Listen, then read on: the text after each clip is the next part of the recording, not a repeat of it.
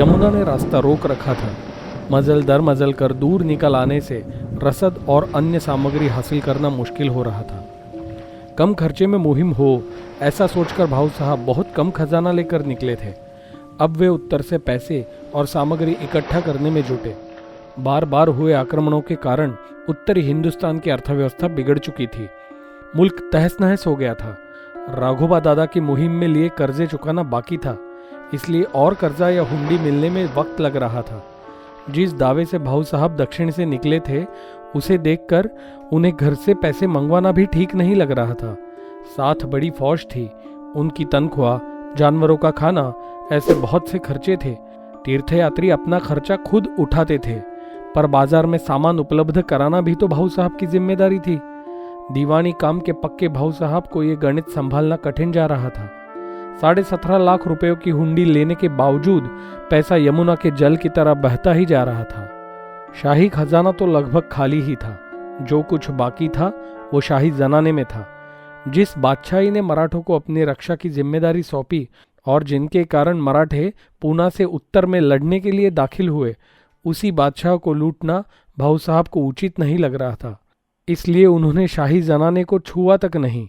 धर्म के नाम पर फूट डालने वाला नजीब खान यहाँ सफल हो रहा था। अब तक अब्दाली के खेमे में पहुंचा शुजा-उद-दौला अंदर से बेचैन था। वो युद्ध टालकर दोनों पक्षों में सुलह चाहता था। भाऊ साहब ने सोच समझकर दिल्ली की वजीरी खाली रखी थी।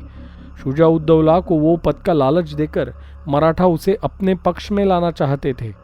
भाऊ साहब के सलाहकार बलवंतराव मेहेंदळे जी ने ये सलाह दी थी कि अब उत्तरी हिंदुस्तान की हस्तियों को छोड़कर अपना मराठा वजीर नियुक्त किया जाए।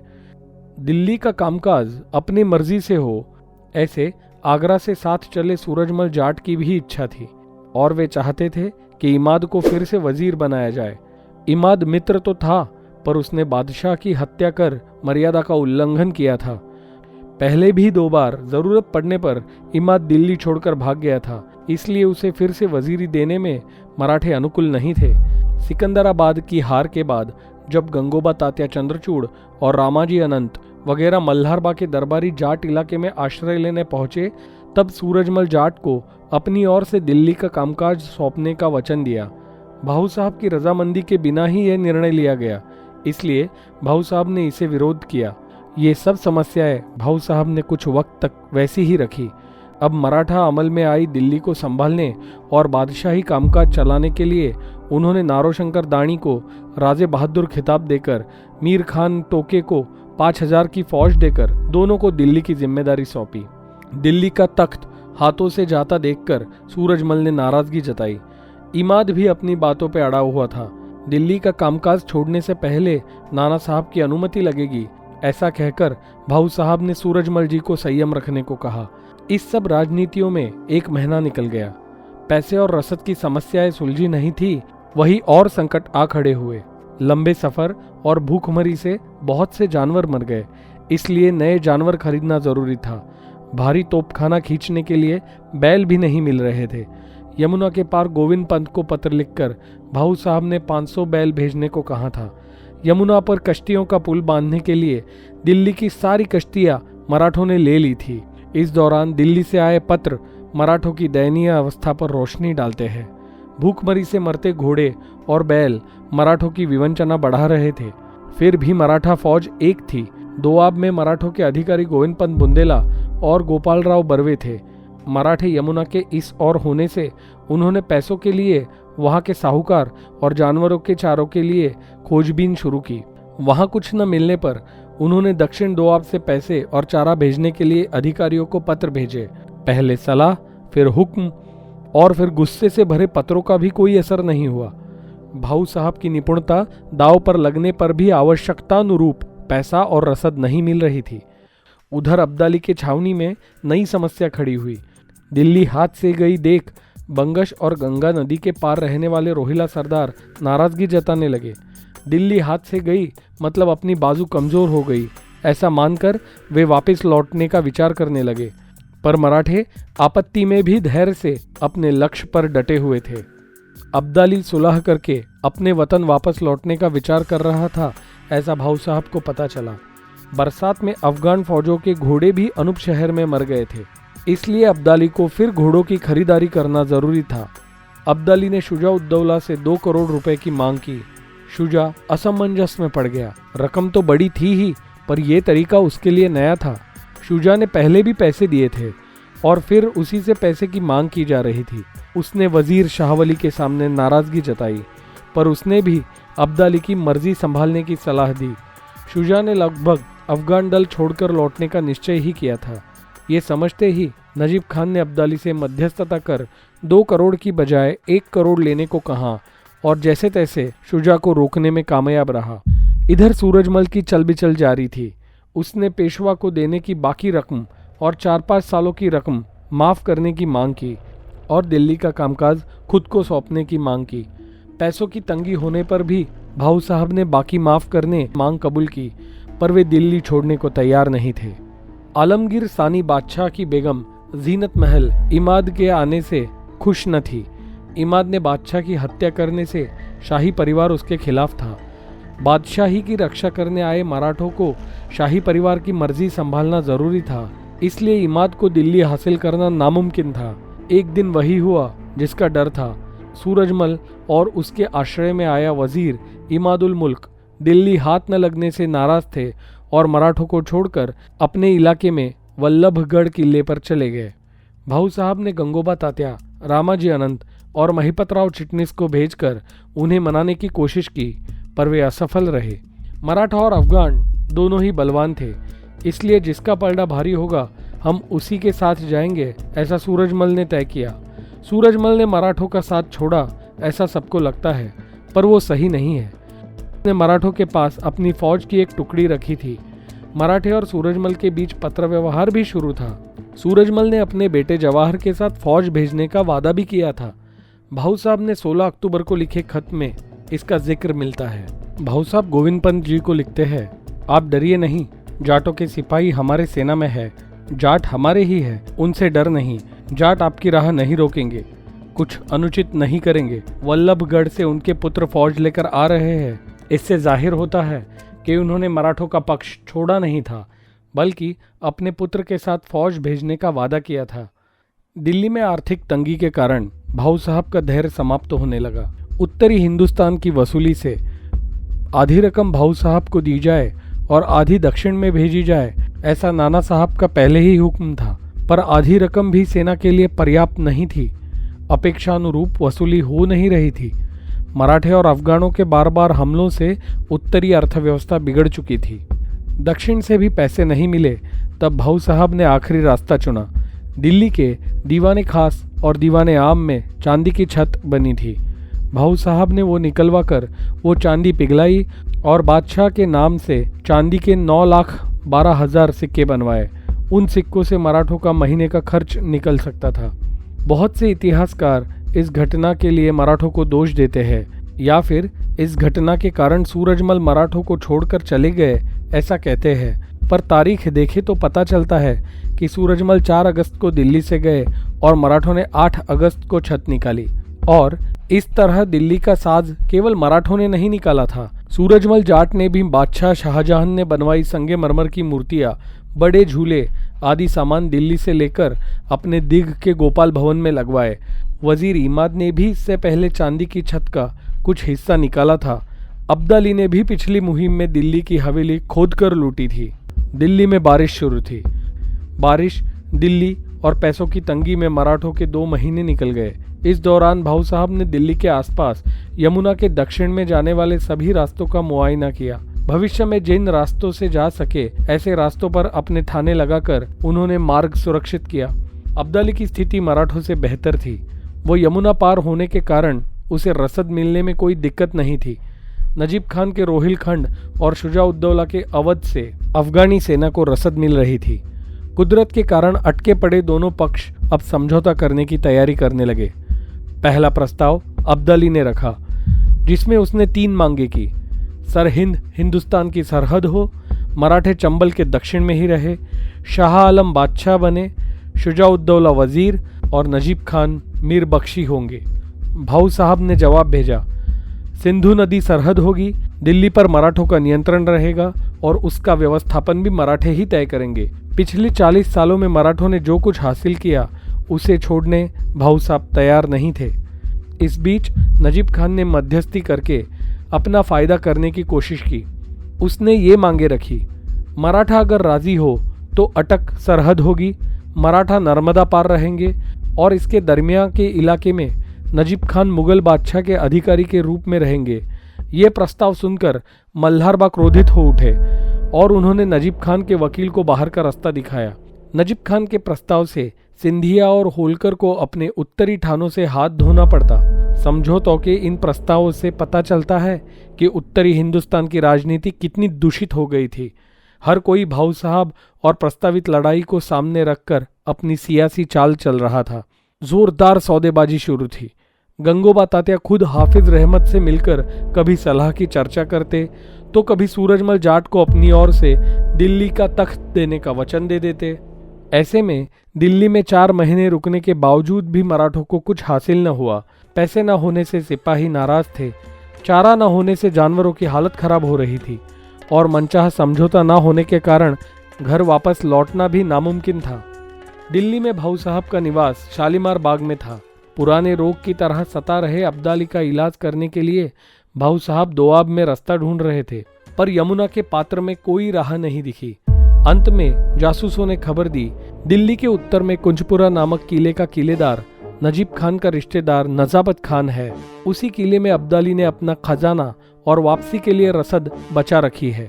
भाऊ ने सरदारों को चर्चा के लिए बुलाया और जासूसों ने लाई खबर उन्हें सुनाई। उत्तर में और आगे जाने पर होलकर जी ने विरोध जताया।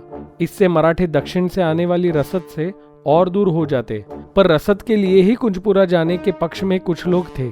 बलवंतराव और दमाजी गायकवाड़ ने कुंजपुरा जाने के पक्ष में मत देकर इस प्रस्ताव का वजन बढ़ाया। अंत में कुंजपुरा मुहिम तय की गई।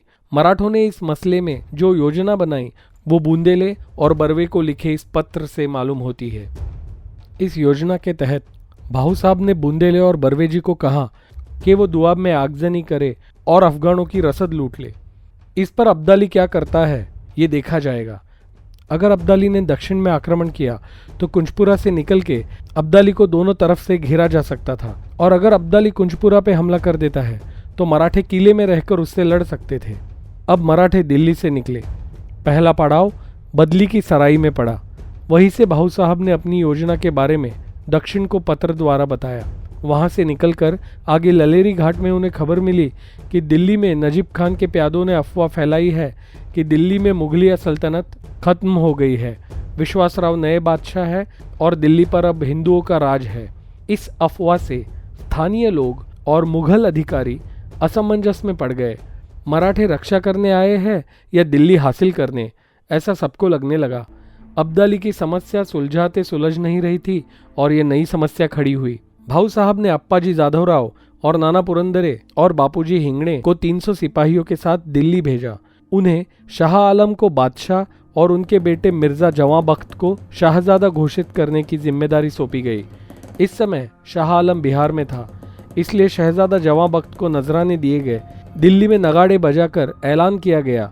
इस मौके का फायदा उठाते हुए मराठों ने जवां बख्त की दादी जीनत महल से 25 लाख रुपए की मदद भी मांगी, पर वो केवल 5 लाख रुपए ही दे पाई।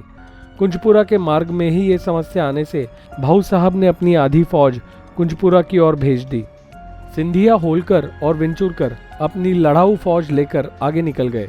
किले को तटबंदी की गई थी। यमुना नदी के पास होने से सिपाहियों के भागने की संभावना भी थी। मराठों ने किले को घेर लिया। उनके पीछे पीछे भाऊ साहब अपनी सेना के साथ पहुंचे। किले की व्यवस्था देखकर भाऊ साहब ने तोपखाना लेकर पीछे से आ रहे इब्राहिम खान गार्दी को जल्द आने का संदेश भेजा। उनके पीछे दमाजी गायकवाड़ सेना की पिछाड़ी का रक्षण करने अपने दल के साथ आ रहे थे। कुंजपुरा का अधिकारी था नजाबत खान। अब्दुल समद खान और कुतुब शाह नामक सरदार भी वहां थे। मजबूत फौज के साथ नजाबत खान किले के भीतर तैनात था। वही 7,000 फौज के साथ कुतुब शाह और अब्दुल समद खान किले के बाहर मराठों से लड़ रहे थे। आते ही इब्राहिम खान ने अपने तोपों से गोलाबारी शुरू कर दी। किले की दीवारें ढहने लगी। तोपखानों के आगे बाहर लड़ रही दुश्मन की फौज की धज्जियां उड़ गई। सेना ने किले की ओर दौड़ लगाई, पर नजाबत खान ने उन्हें किले के भीतर आने नहीं दिया। मराठे दत्ताजी सिंधिया की हत्या का बदला लेने आए हैं, ऐसा उसे लगा। कुतुब शाह अगर पकड़ा जाता है तो हमें समझौता करने में आसानी होगी, ऐसा उसने सोचकर उसने किले के दरवाजे खोल दिए। अब्दुस समद खान और कुतुब शाह फौज के साथ अंदर आने लगे तो पीछे से दमाजी भी अपना पूरा घुड़दल लेकर किले के अंदर आ गए। मराठों ने पूरे जोश से हमला किया। किले में कत्लेआम शुरू हुआ। इस हमले में नजाबत खान बुरी तरह से जख्मी हुआ और किला हाथ से जाते ही वो मर गया। उसका बेटा दिलावर खान भागने में कामयाब रहा। नजीब खान के धर्मगुरु कुतुब शाह और अब्दुस समद खान मराठों के हाथ लगे। दमाजी ने कुतुब शाह को हाथी पर बिठाकर भाऊ साहब के समक्ष पेश किया। उसे हाथी पर बैठा देख भाऊ साहब आग बबूला हो गए। इस हरामजादे को ऐसी शान से क्यों लाया, ऐसा कहकर कुतुब शाह को नीचे खींचा। भाऊ साहब ने उसे पूछा, दत्ता जी को तुमने ही मारा ना? उस पर कुतुब शाह ने जवाब दिया, मैंने अपने मजहब का पालन किया। मजहब कहता है कि दुश्मन का सर काटा जाए। आप मुझे छोड़ दीजिए, मैं आपको 50 लाख रुपए दूंगा। ये सुनकर गुस्से से भाऊ साहब ने आज्ञा दी कि कुतुब शाह को झंडे के पास ले जाकर उसका सिर कलम कर दिया जाए। उसी के साथ अब्दुस समद का सिर भी भाले की नोक पर लगाया गया। वास्तविक रूप से होलकर और सिंधिया चाहते थे कि अब्दुस समद को मारा न जाए, उसे मोहरा बनाकर नजीब खान से बातचीत की जा सकती है, पर भाऊ साहब कुछ भी सुनने के मनस्थिति में नहीं थे। शायद तब उनकी आंखों के आगे केवल दत्ता जी का चेहरा होगा। कब्जे में लिए किले की छानबीन की गई। किले में 7 लाख रुपए, 5,000 घोड़े और ऊंट तथा 10,000 बोरी अनाज मिला। किले में पूछताछ करने पर वहां नजीब खान के दामाद और ससुर मिले। किले में और कहीं खजाना छुपाया होगा, इसलिए उनसे पूछताछ की गई, पर उन्होंने कुछ नहीं बताया। जब उनकी उंगलियों पर जलती मशालें बांधी गई तब उन्होंने और 15 लाख का एवज दिया। उन्हें कैद किया गया। कैद में बंधे कुछ पठान सिपाही मराठा फौज में आना चाहते थे। मराठों ने उन्हें अपनी फौज में शामिल कर लिया। वे सब विट्ठल शिवदेव के खेमे में शामिल हुए। किले में जानवरों की गिनती करते समय मराठों को सिंधिया जी का जवाहर गज नामक हाथी मिला। बुराड़ी घाट पर दत्ता जी की हत्या करने के बाद कुतुब शाह ने उनका ये सुलक्षणी हाथी चुरा लिया था। जवाहर गज के मिलने से मराठों में, खासकर सिंधिया जी के खेमे में खुशी की लहर दौड़ उठी। उनका हर्ष शब्दों में बयां नहीं कर सकते, ऐसा खुशी का माहौल था। किले के दफ्तर की तलाशी लेने पर अब्दाली का एक खत मिला, जिसमें उसने यमुना का पानी उतरते ही कुंजपुरा से नदी पार करने के बारे में लिखा था। भाऊ साहब को उनकी योजना अब साकार होती दिख रही थी। उन्होंने जो सोचा था वही सत्य साबित होता दिखाई दे रहा था। अब फौज के पास पर्याप्त अनाज था। बहुत दिनों तक फौजों की तनख्वाह नहीं मिली थी। वो अब सरदारों ने अनाज के रूप में ली और अपने सेना को और जानवरों को भरपेट खाना खिलाया। दिल्ली में फौज को उपवास करना पड़ा, फिर भी उन्होंने पूरे जोश से कुंजपुरा में लड़ाई करके उसे जीता। अब्दाली के लौटने का रास्ता मानो बंद हो चुका था। उसके वापसी की रसद अब मराठे खा रहे थे। मराठे कुंजपुरा में थे तभी दशहरे का त्योहार आया और मराठों ने बड़ी धूमधाम से दशहरा मनाया। एक जीत ने मानो पूरा नसीब बदल दिया हो, ऐसा मराठों को लगा। तोपों की आवाज से यमुना का पूरा किनारा गूंज उठा। कुंजपुरा में अफगानों की हार की खबर सुनते ही अब्दाली का गुस्सा 7वें आसमान पर पहुंचा। उसके हमवतनों को यूं मारा जाना उससे सहा नहीं गया। उसने अब पूरा ध्यान नदी पार करने पर लगाया। शाहदरा से लेकर उत्तर और दक्षिण सभी ढलानें खोजी गई। कुछ स्थानीय लोगों की भी इस वक्त मदद लेने के बारे में इतिहास में लिखा गया है। गुलाब सिंह गुजर, हिम्मत सिंह और बोले खान नामक बंदों ने अब्दाली को नदी पार करने के मार्ग दिखाए। अब्दाली के यमुना पार करने पर कई लेखकों ने अपनी समझबूझ से अनगिनत वृत्तांत लिखे हैं। किसी ने उसे हाथी के पीठ पर बिठाकर नदी पार करवाई। किसी ने लिखा कि उसने अल्लाह की प्रार्थना करके कुरान की आयतें चांदी के थाली पर लिखकर उससे पानी में छोड़ा और उसे राह मिल गई। तो किसी ने लिखा कि अब्दाली ने पानी में बांस डालकर नदी लांघी। अंत में गौरीपुरा से अफगान फौजों ने 25 अक्टूबर 1760 को नदी पार करना प्रारंभ किया। उसी दिन भाऊ साहब ने गोविंद पंत बुंदेला जी को खत लिखकर उनकी जिम्मेदारियों की याद फिर से दिलाई। उधर कुंजपुरा में मराठे इस बात से अनजान थे कि अब्दाली ने यमुना पार करना शुरू किया है। मराठे तो दशहरे के बाद सीमोल्लंघन की तैयारी कर रहे थे। कुंजपुरा से 30 मील की दूरी पर बसे कुरुक्षेत्र वे दर्शन के लिए जाना चाहते थे और कुरुक्षेत्र के उत्तर में सरहिंद की ओर जाकर वहां के सिख और जाटों से समझौता करके वहां से रसद हासिल करने का भी उनका मंसूबा था। इस मंसूबे से बाहू साहब और उनकी फौज उत्तर दिशा में रवाना हुए। उत्तर की दिशा में और आगे बढ़ने से मल्हार बा को ऐतराज था। उन्होंने इस बार भी उत्तर की ओर जाने में नाराजगी जताई। रसद हासिल हो गई है तो उत्तर में न जाते हुए जल्द ही दक्षिण की ओर जाया जाए और दिल्ली से आगे की योजना तय की जाए, ऐसा मल्हार बा का सुझाव था। इस मुद्दे पर बलवंतराव मेहंदड़े और मल्हार बा में शाब्दिक लड़ाई हुई, ऐसा भाऊ साहब की बखर में दर्ज है। सूबेदार जी, आप अब्दाली के नाम से डरते हैं, ऐसा बलवंतराव ने कहते ही मल्हार बा ने कहा, अब तक आपका अब्दाली से सामना नहीं हुआ, इसलिए कुछ भी मत कहिए। एक बार आपका सामना उससे हो जाए फिर आपके होश उड़ जाएंगे। ये बात सच हो सकती है। मल्हार बा ने अब्दाली की फौज का सामना सिकंदराबाद में किया था। अब्दाली की ताकत का अंदाजा उन्हें अच्छी तरह से आया था, बल्कि बलवंतराव मेहंदड़े को अब्दाली की ताकत का वैसे अंदाजा नहीं था। भाऊ साहब ने कुरुक्षेत्र जाने का निर्णय लिया और मराठे उस दिशा में निकल पड़े। उत्तर में जाते समय भाऊ साहब ने दिल्ली की ओर 1000 घुड़सवार निगरानी के लिए तैनात रखे। अगर दुश्मन फौज की कोई टुकड़ी जैसे तैसे नदी पार आ गई तो उनके बंदोबस्त के उद्देश्य से उन्होंने ऐसा किया। 26 अक्टूबर 1760 को अफगान सेना ने अपनी तोपें हाथी से बांधकर नदी पार लाई। तोपें फौज की आखिरी टुकड़ी में थी। अब लगभग पूरी अफगान सेना नदी लांघकर दूसरे किनारे आ गई थी। उन्होंने पहला डेरा डाला सोनेपत में। नदी की ढलान की छानबीन करने निकली मराठा सिपाहियों की टुकड़ी उसी इलाके में ढूंढने का आदेश अब्दाली ने शीघ्रता से शाहपसंद को दिया। नजीब खान का मार्गदर्शन और 5000 की टुकड़ी लेकर शाहपसंद निकला तो उसे मराठों के 1000 सिपाही दिखे। अचानक हुए हमले को मराठे रोक न सके। दुश्मन 5 गुना बड़ा था। पूरी मराठा फौज काट दी गई। कुंजपुरा से निकलकर तरावड़ी में डेरा डाले मराठा फौजों को अब्दाली के यमुना पार करने की खबर मिली, पर वो नदी पार कहां से आए ये पता न चला। भाऊ साहब ने बाजी हरी सुपेकर को एक टुकड़ी के साथ दुश्मन का ठिकाना जानने के लिए भेजा। अब एक पल गंवाना भी जानलेवा हो सकता था। भाऊ साहब पूरी फौज के साथ जल्द ही दिल्ली की ओर रवाना हुए। उत्तर की ओर जाने की योजना खारिज की गई। 28 अक्टूबर को बाजी हरी सुपेकर और सिंधिया जी के खेमे के लोग दुश्मन पर नजर रखे थे। सिंधिया जी की फौज ने पहले भी अफगान फौजों से मुकाबला किया था, इसलिए वे सतर्क थे, पर बाजी हरी सुपेकर के दल के लोग खेतों में घोड़ों को चरने छोड़कर भुट्टे खा रहे थे। इस इलाके में घने जंगल थे। उन घने जंगलों में से अचानक अफगान फौज आई। कुछ समझने से पहले ही लड़ाई शुरू हो गई।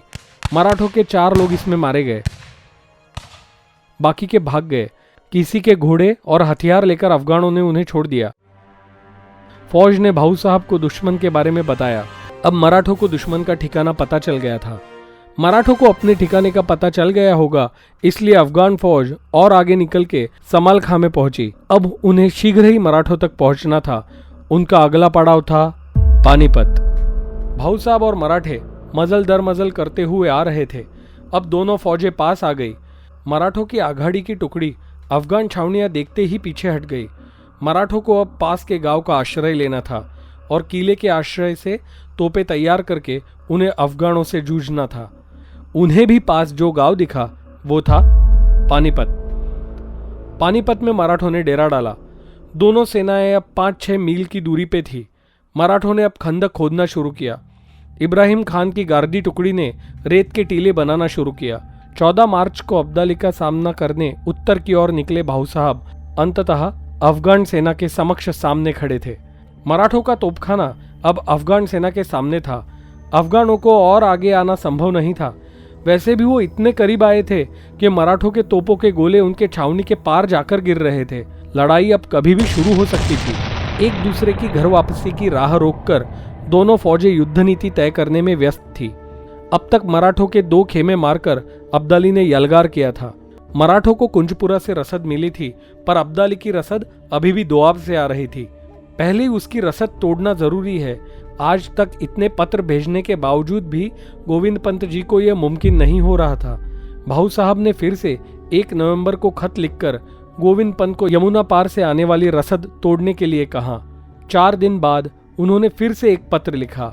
अब भाऊ साहब का धीरज टूट रहा था। उस खत में भाऊ साहब लिखते हैं कि आपको जो जिम्मेदारियां सौंपी गई थी वो आपकी तरफ से पूरी क्यों नहीं की गई। ये खत में भाऊ साहब का गुस्सा दिखता है। गोविंद पंत बुंदेला जी दोआब में अब्दाली की रसद तोड़ नहीं पाए। उनके साथ गोपाल राव बर्वे भी शुजाउद्दौला की ओर से आने वाली रसद तोड़ने का प्रयास कर रहे थे, पर उन्हें भी सफलता नहीं मिली। अब्दाली को समझौते के लिए मजबूर करना हो तो उसकी रसद बंद करवाना जरूरी था। वैसा न होकर अगर लड़ाई होती है तो भी रसद न मिलने से युद्ध का परिणाम बदल सकता था। अब्दाली की सेना में इस समय 1 रुपये में 1.5 से 2 सेर अनाज मिल रहा था, वही मराठों की छावनी में 1 रुपये में 15 सेर अनाज मिल रहा था। कुंजपुरा से मिली रसद के कारण मराठा छावनी संपन्न थी। दिन बीतते गए फिर भी दोनों फौजें एक दूसरे के सामने स्तब्ध बैठी थी। ये किसी तूफान के पहले की शांति तो नहीं थी। मराठा छावनी में उस वक्त क्या मानसिकता थी, ये उस छावनी में शामिल संगमेश्वर के रहिवासी कृष्णाजी जोशी के खत से समझती है। वो इस खत में मराठा फौजों की सराहना करते हुए दिखते हैं। बहुत जल्द ही दुरानी फौजें मराठों के चपेट में आके हार जाएंगी, ऐसे भी वो कहते हैं। आज तक अब्दाली ने बहुत सारे युद्ध किए हैं, पर सिर्फ 2 कोस की दूरी पर होते हुए भी वो ये शौर्य नहीं दिखा पा रहा है कि मराठों के छावनी पर हमला बोला जाए, ये भी वो लिखते हैं। ये खत को ठीक से देखा जाए तो उससे यही निष्पन्न निकलता है, उस दिन तक मराठा फौजों का पलड़ा अब्दाली से भारी था। मराठे अब हमला करने की तैयारी करने लगे। मल्हार बा का कहना था गनिमी कावा से सामने वाली फौज को विभाजित करके दिल्ली की ओर जाने का रास्ता बनाया जाए, पर इब्राहिम खान गार्दी ने इस पर ऐतराज जताया, क्योंकि ऐसा करने पर तोपखाना और गार्दी पीछे रह जाते हैं। इस पर हुई बहस में इब्राहिम खान ने मल्हार राव जी से कहा, गार्दियों को पीछे छोड़कर आ जाओगे तो हमारी तोपों का रुख आपकी तरफ होगा।